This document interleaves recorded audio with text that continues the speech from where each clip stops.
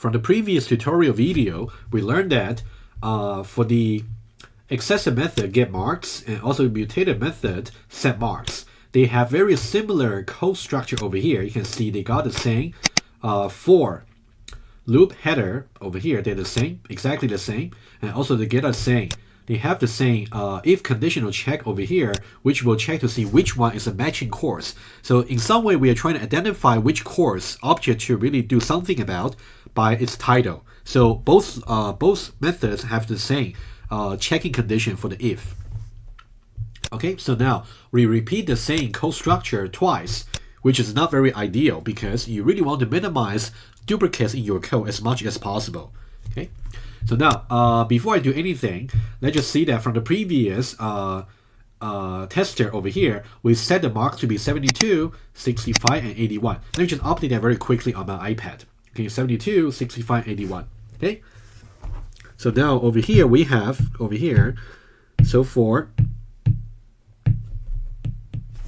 so that'll be 72, 65, 72, and 65, and 81. Okay, that's just from the previous one. So we're just updating the notes. So in case you're looking at the notes, you can also see the final outcome from the previous one. Okay, but for this particular method, I'm going to use a new diagram over here. Okay, we got 72, we got 65, and also we got 81. Okay, so now I want to show you a way of, it is so-called refactoring your code. I'm going to write it out for you. It's called refactoring. Okay, it's called refactoring. It's a little bit more advanced concept for software engineering, refactoring.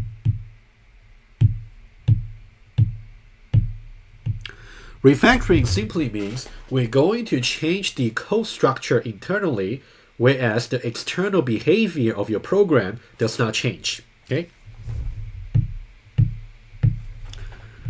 While not modifying external behavior of program, change the internal code structure. Okay, that's what refactoring is. Okay, not modifying the external behavior, but we're going to change the internal code structure. Okay, that's what refactoring is. So in our case, we realize that even though, if I go there, even though these two methods over here, getMarks and also setMarks, even though both of them work, but they smell in the sense that they're really repeating the same pattern of for loop and if statements over here.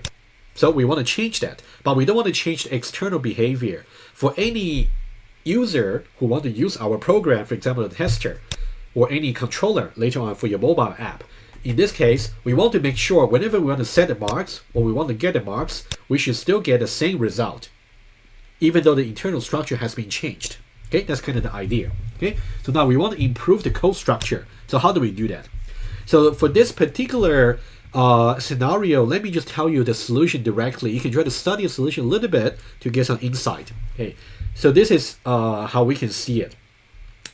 In both cases, for the setMarks and also getMarks, we are somehow trying to identify where the matching course record is. So what is a matching course record? A matching course record is really the one that has the title matching the inputs. Okay, let me just give you one more example. Okay, the example from the previous one. So let me use a different color here. So when you say s dot setMarks and also s dot getMarks, so both of them is expecting the first input to be some course name. Of course, for the setMarks, you also take the second inputs over here. Okay, so now in case where it is EECS, for example, 2030, just as an example. In this case, okay, in that case, we're basically going to locate where the record is. In this case, it is exactly this record here that has the matching name EECS 2030.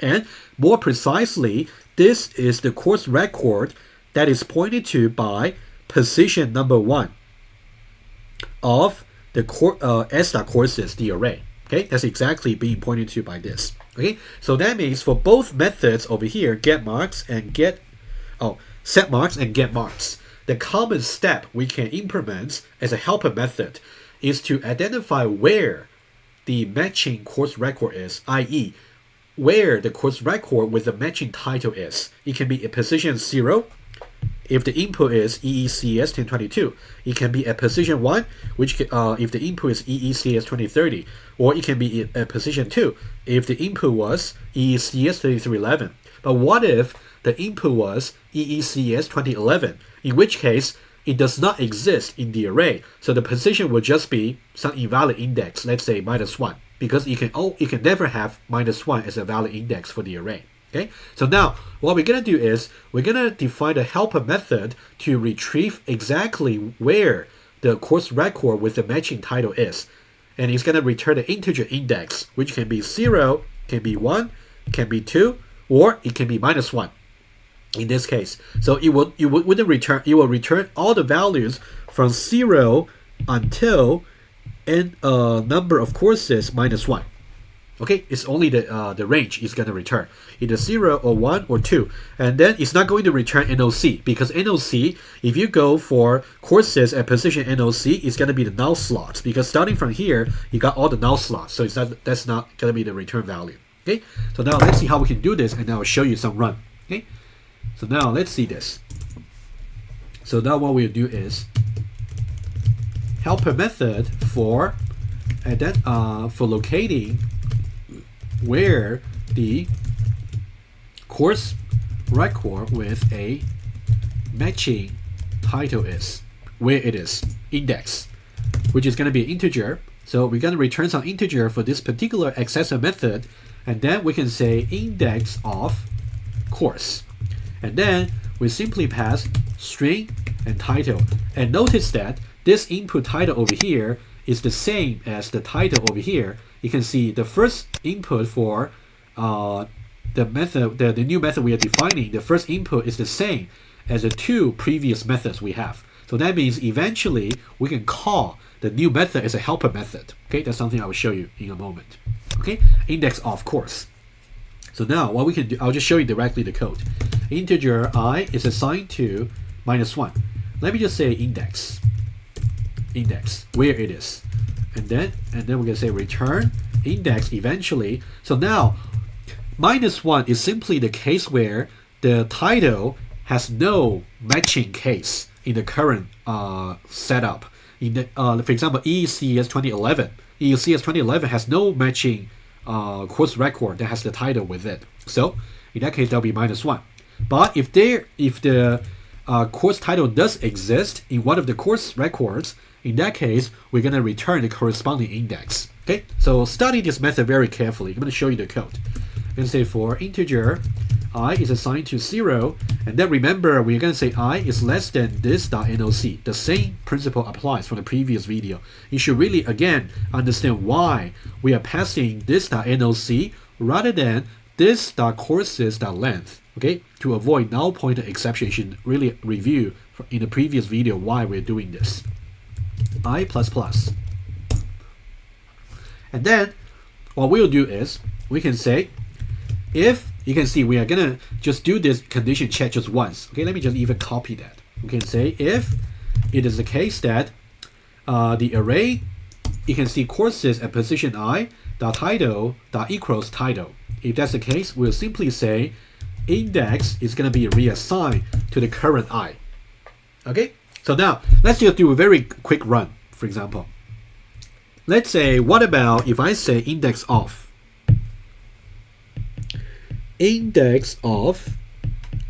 course?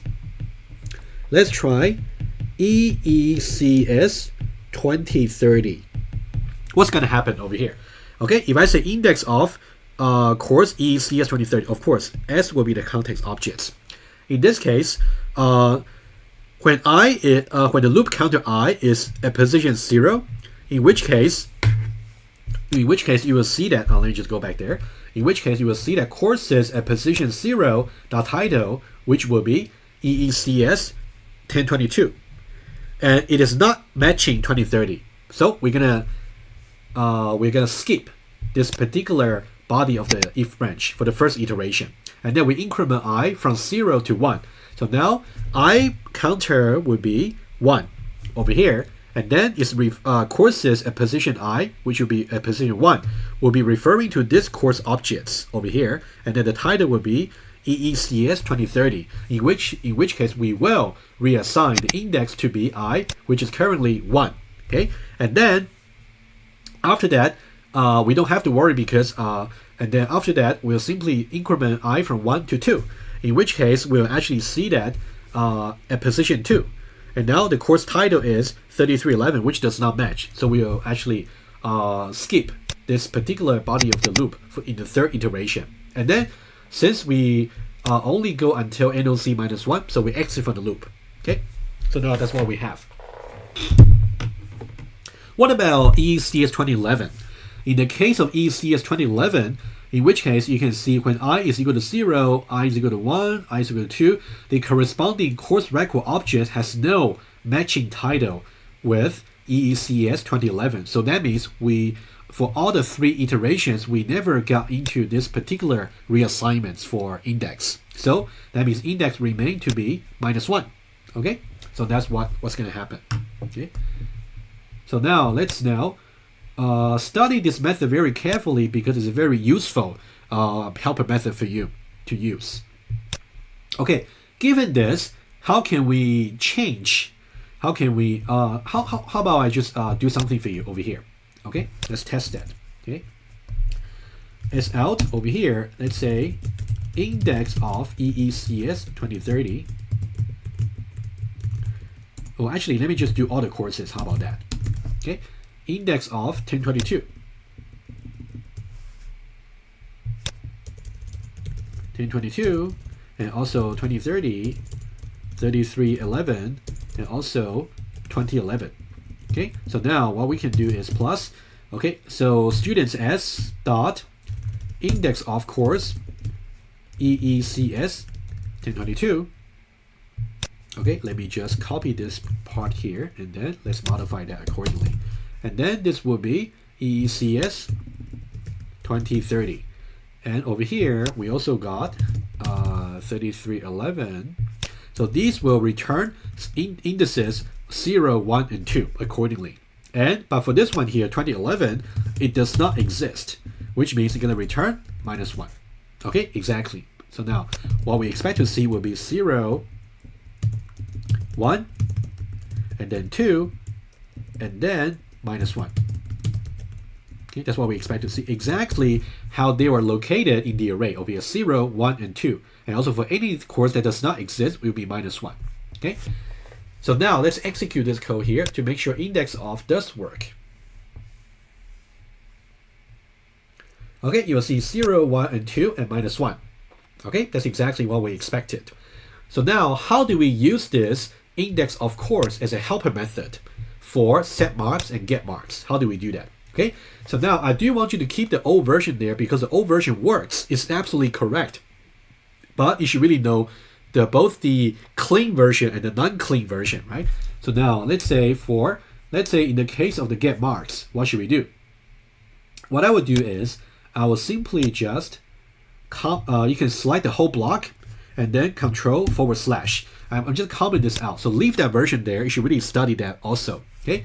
So now let me just give you a second version. Integer get marks string title. Okay. So now what we should do is we can now always, if I know that I should really somehow look for a particular course record with a matching title over here, I can always use the index of course helper method. Okay. So I can say the following. Integer, let's say index, and then you can call index of course in the same, or you can say this. That's okay if you want to. Okay, this index or index of course, and then the same title over here. Of course, you don't just put EECS 2030. It doesn't make sense because if you say getMarks 3311 and then you actually give 2030. That doesn't make sense. So you should really give the same title as in the parameter over there. Title. Okay, so now what should we do over here? What we should do is, so now index can be either -1 or something that's larger than or equal to 0. We know that in the case where it is -1, that means, for example, 2011, that means the course does not exist. But in the case where it is larger than or equal to 0 until NOC -1, in that case, we know that the course does exist. Okay? So now we can distinguish between two cases. Okay? Because if you simply just, let me tell you what can go wrong if you try that. Okay? That'll be some interesting case to see. Now, you might be thinking that why don't we simply say, now that we know where the course is, what about we simply say return this dot courses, which is an array, at position index, which can be 0, 1, or 2, or -1, right? And then we can say dot marks. This is a naive way of thinking. Why don't we try that and see what happened? Okay, why don't we try? Okay. So now you can see that, let's go back to the tester over here. I can tell you that I expect something to fail. Something to fail. You can see that if we return, let's say the index happens to be 0 for CS1022, that's okay. We can go to index 0. We can go to index 1. We can go to index 2. But what about if we pass a course title that does not exist? It's going to return -1. Can you go to -1 index of a particular array? No, right? Because remember, indices of array always start with 0. You can never have -1 as a valid index. So now, let's try that and then I'll make the comments for you. So let's go to student tester. I would expect this line over here exactly to fail because we passed ECS 2011, which does not exist, in which case index of 2011 is going to give you -1. And then when you pass -1 over here, it's going to fail. Okay, so now let's go there and then try. But what kind of exception do we have? It's a new kind of exception you will see. It's called array index out of bound exceptions. Okay, so let me write it down. It's called array index out of bounds. Array index out of bounds exception is a very long name, but hopefully the name is informative enough. It simply tells you that if you pass an index that's not valid for the array you're inquiring, in which case -1 is always an invalid index. Okay, so now we can see that there's exactly line number 47 over here, exactly what I said before. The 2011 case is going to give you the error. Why? Now, if you go to line number 76 of the student class, you can see that over here, when you say this.courses at index, an index for 2011 will be, because 2011 does not exist, so you will be -1. So if you pass -1 over here, it's going to give you the index out of bound exception. Okay, so now this solution does not work in the case where title has no matching course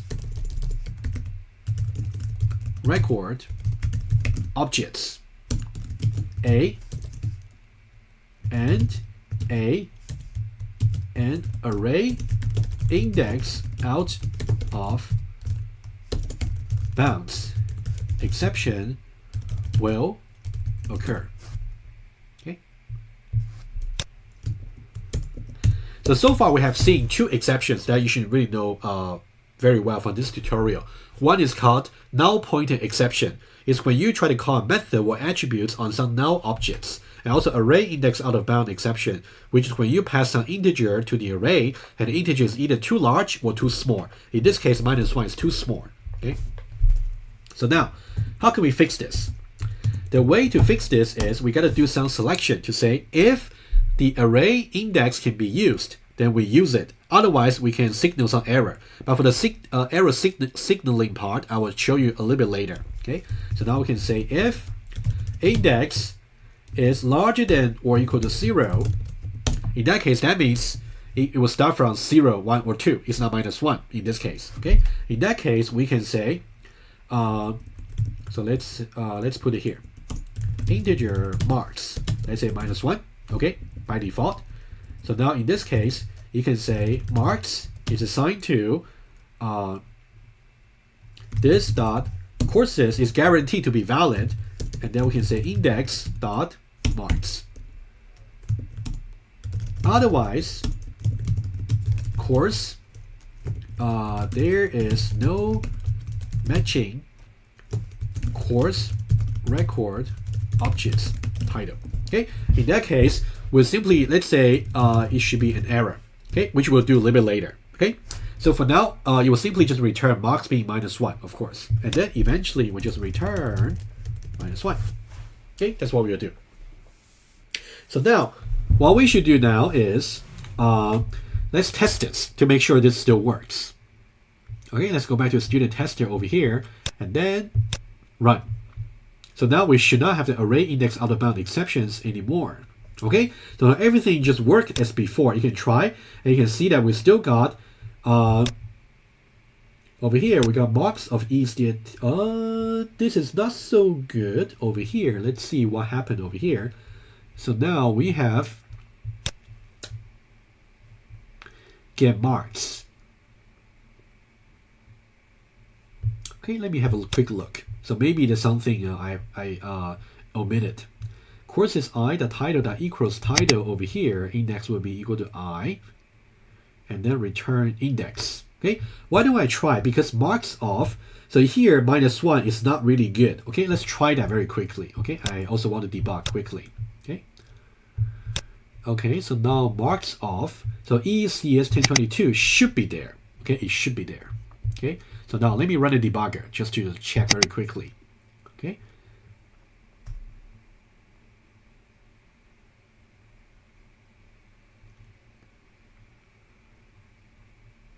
Oops, I clicked on the wrong button. Sorry about that. I meant to use the debugger rather than this. Okay, let's not worry about that. Let me just minimize that for now. Okay, let me just run the debugger again. Okay, so now we are here. Okay, let's step into it. Okay, let's see how exactly getMarks will work. Okay. Oh, actually, I know, because what we just changed was only the. Oh no. Okay, that's fine. That's fine. Okay. So now, what's the index over here? This the index of course title EECS1022. Let's see what this will calculate. Okay. Aha. Okay, I already see that. Hopefully you see that too. Okay. You can see that rather than minus 1, what we should do is we should say marks. Okay, that's a very silly mistake I made. Okay. So now let's go back there to the student tester here, and then let's now launch. Okay, so now we do have the correct behavior over here. Okay, index of, and also after setting the marks. So now you can see that what we have done. Okay, let me recap again. Sorry about the mistake. So now if you go back to the student class over here, you can see for the getMarks, we simply don't repeat the for pattern anymore. We simply use this index of course helper method. And then we simply have to check to see if the index is either valid or not valid. And that's it. So now, what about, and then the external behavior is still the same. So that's the example of refactoring. So what about setMarks? We do something similar. Okay, let me just show that to you. What about setMarks? So now rather than having this loop here to be repeated, we can now say void setMarks. String title and then integer new. Okay. Now, okay, so now what we can do is we can say integer index is assigned to this dot index of course title. You can see that every time if I want to really run the same pattern of for loop to find out the matching course record, I can always call this helper method. Okay, and then what I would do is I can say if the index is larger than or equal to 0, that means I do have a course record that's matching. in that case, I can say this dot courses at position index, that will be the matching course, dot setMarks to be new marks.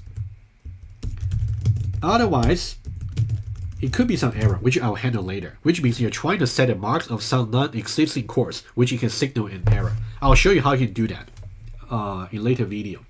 Okay, let's do a quick recap. So for this tutorial video, we are trying to show you basically to see how you can create a new helper method, which will simply calculate exactly where the matching course is with the matching title, for example, 2030, in which case the index would be index 1. Okay, so once you define this helper method over here, make sure how to do that. You better actually understand how it works and try to define that by yourself as well. So once you have got this, you can see that for the getMarks method over there, we can try to simply use this line here to see where the index is for the course for the matching course record, if any. In the case where the index return is larger than or equal to 0, that means the course exists that matches the title. And then in that case, we'll simply do whatever we like, and then otherwise we signal some error. And similarly, for the other method over here, so we set marks, we just call the same first line over here. So we try to calculate where the matching course record is with the title. And then we try to see if the index, when the index is actually valid, in which case we'll do whatever we need to do. For example, in this case, to set the new marks. Okay, hopefully that's clear enough. What I can do is I can also try to cut this and put that before the two accessor and mutator methods. Okay, so that's about what this tutorial is about. Okay, you should really try to understand how things work, especially about refactoring idea, and then see how you can do the index of, and also how you can use the index of to really redefine the setMarks and getMarks method.